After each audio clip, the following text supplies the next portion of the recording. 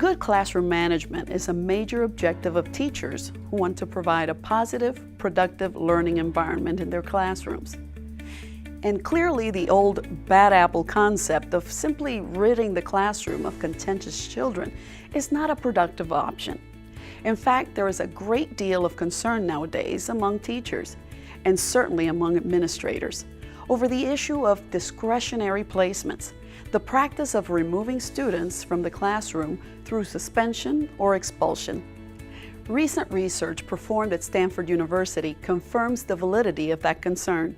The Stanford study said, being suspended from school is typically harmful to students because it denies them opportunities to learn, damages relationships, and sets them on a risky path.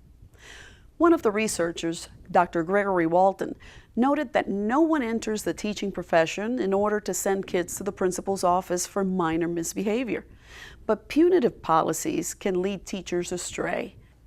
Walton said, "That makes kids feel disrespected and ultimately contributes to worse behavior."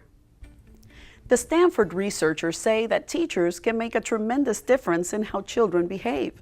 And the researchers contrast a punitive mindset, which focuses on punishment, with an empathetic mindset that seeks to understand and care for children. The Stanford research included an exercise that encouraged school teachers to practice an empathetic mindset in disciplining their students. And the result was an astonishing 50% reduction in the percentage of students who got suspended over the school year. Preventing turbulent situations. An empathetic mindset where teachers extend empathy and care to children is a key factor in preventing student misbehavior and avoiding classroom turbulence. A blueprint for the empathetic mindset required is found in the 5 golden rules of unconditional love and care in the classroom. Number 1, verbalize care. The opening salvo in a teacher's showing unconditional love to children is to tell each child, "I care about you." Number 2, learn your children's names as quickly as possible and call them by name in the classroom and hallways. Calling a child by his or her name, using a warm voice and an accompanying smile, helps the child to feel that he belongs in the classroom. No one, especially a child, likes to feel unnoticed and anonymous. Number 3, establish good eye contact when talking with a child. Most teachers are experts at carrying on a conversation with a child and simultaneously reading a report or arranging lesson materials. When we are smart enough to lay the activity aside and give the child our eyes, it's almost as if something electric flows through the child's body. When speaking or listening to a child, it is important that we establish good eye contact.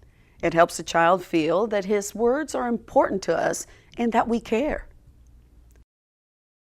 Number 4, never ever humiliate, label, or blame a child.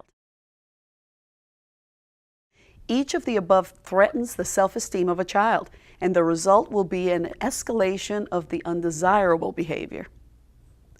Number 5, empower children by listening to them and offering them choices. Offering children a choice between 2 equally acceptable projects helps meet children's need to feel powerful and shows goodwill. Calming a turbulent situation. Even in the most empathetic classrooms, there are going to be times when students misbehave. Children sometimes come to school hungry, ill, or cranky because of a lack of proper sleep. Many kids come from disturbing home environments or are being abused or bullied. So what does an empathetic teacher do when a child acts out his frustrations? A cardinal rule is to use a calm, affirming voice when enforcing the logical consequences of irresponsible behavior. When a teacher uses an angry, loud voice, the child will hear the words as an attack on her personhood and will respond in like manner.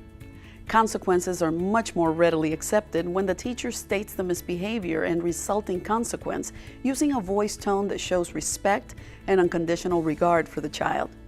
If the misbehavior is of a minor nature, a teacher can employ the following tactics to prevent further escalation.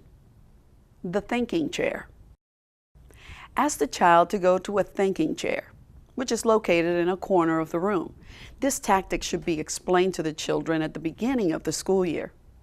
If you get angry or upset, I will ask you to go to the thinking chair. It's not for bad kids. It's a place for you to be quiet and to think about making good choices. After a couple of minutes, you can come back and be with your friends. The 3 self-evaluating questions. What are you doing? What should you be doing? What are you going to do now? This diversionary tactic helps the child to reflect upon her behavior and to choose a more acceptable one. It also has the advantage of placing responsibility for correcting the misbehavior back on the child and shows confidence that the child can make good choices. Redirection. When a child begins to misbehave, a good way of curtailing the incident before it escalates is to offer the child choices that will divert his attention from his disruptive actions. For example, if the children are handed a coloring project and Johnny throws his sheet on the floor and refuses to participate, a diversionary tactic might be to say, Johnny, instead of coloring your paper, you may either take your crayons and draw a picture, or you may work on a puzzle. Which would you like to do? Dealing with an escalated situation. In instances where misbehavior escalates and a child becomes severely disruptive, screaming, kicking chairs, pounding the table or kicking, pulling hair, and hitting classmates, foresight must be exercised in regard to how such situations are to be handled. The game plan should be discussed and developed in concert with other teachers and school administrators. The following approaches may be utilized. Pair the child with another adult. Devise a plan whereby another adult, teacher, aide, counselor, or school administrator, can take the child aside, listen to the child, allow him to voice his frustrations, and be with the child until he calms down. The child is then immediately returned to the classroom. The teacher shows goodwill and concern throughout the process. Contact the parents.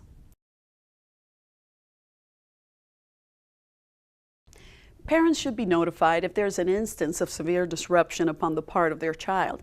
The conversation should be phrased in a manner that emphasizes the essential goodness of the child, and in addition to detailing the misbehavior, lists the child's strengths.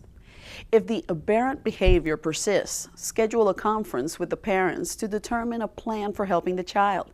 The school's principal and counselor should be present at the meeting. Removal from the classroom. Finally, if the behavior endangers the emotional or physical safety of the child or her classmates, she should be removed from the classroom. A plan should be in place for teachers and administrators to address this option. The plan should include a procedure for the child to be returned to the classroom and welcomed by the teachers showing goodwill and care toward the child. An empathetic mindset is imperative in order for teachers to effectively prevent and handle turbulent situations in their classrooms. Next to parenting, teaching is the most important and the most difficult job in the world. Good teachers make an incredible contribution to the intellectual and social emotional well-being of children. And those who do it best are intentional in sharing unconditional love and care with their kids. They are to be revered. Here are some things to remember in calming a turbulent situation. Preventing turbulent situations. An empathetic mindset where teachers extend empathy and care to children is a key factor in preventing student misbehavior and avoiding classroom turbulence. A blueprint for an empathetic mindset is found in the 5 golden rules of unconditional love and care in the classroom. Verbalize care. Learn your children's names as quickly as possible and call them by name in the classroom and elsewhere on the campus. Establish good eye contact when talking with the child. Never, ever humiliate, label, or blame a child. Empower children by listening to them and offering them choices.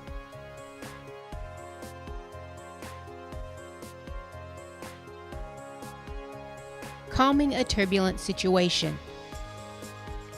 If misbehavior is of a minor nature, a teacher can employ the following tactics to prevent further escalation.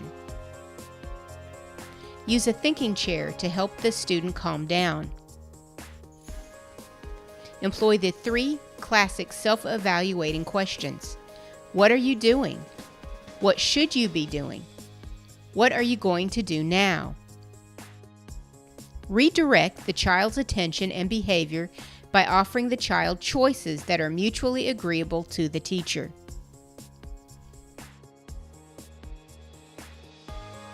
Dealing with an escalated situation. If a child's behavior becomes severely disruptive, consider the following options.